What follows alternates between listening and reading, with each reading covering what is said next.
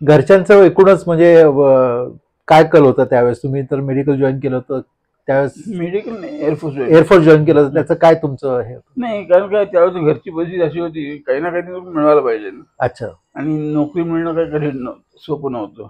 बरोबर. आणि एअरफोर्समध्ये नोकरी लागली म्हटलं जाऊ आपण तिकडे.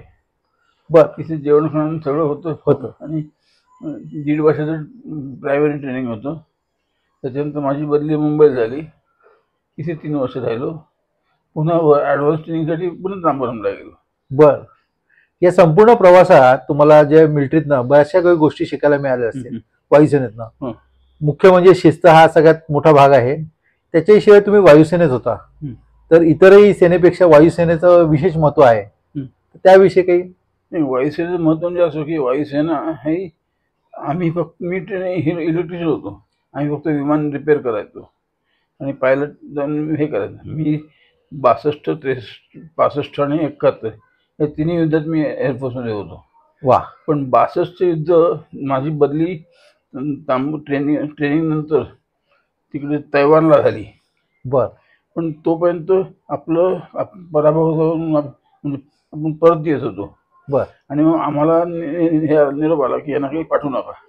बर. आणि मग मी थांबलो, आम्ही सगळेच थांबलो. नंतर माझी बदली त्याच्याऐवजी 16 स्क्वॉड्रनला झाली. बर. तेव्हा 16 स्क्वॉड्रन वेस्ट बंगालमध्ये कढाईकुंडा नावाचं मोठं स्टेशन आहे, तिथे झाली. आणि तिथे मी 3 वर्ष राहिलो. बर.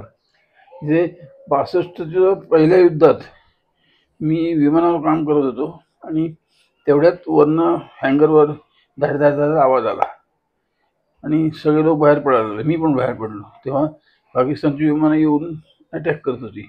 बर. आणि 10 वाजता ते पुन्हा आले. पुन्हा त्याने अटॅक केला. तेव्हा आमची काही विमानं ह्याच्यावर ट्रॅकवर उभी केली होती. बर. आणि त्याच्यातली 3 विमानं त्यांनी जाळली. अरे बापरे.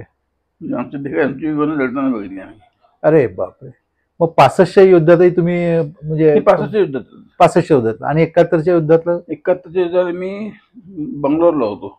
बर. तिथे सगळीकडनं हे अटॅक होऊन किंवा काही रिपेअरसाठी सगळी विमान तिथे यायची.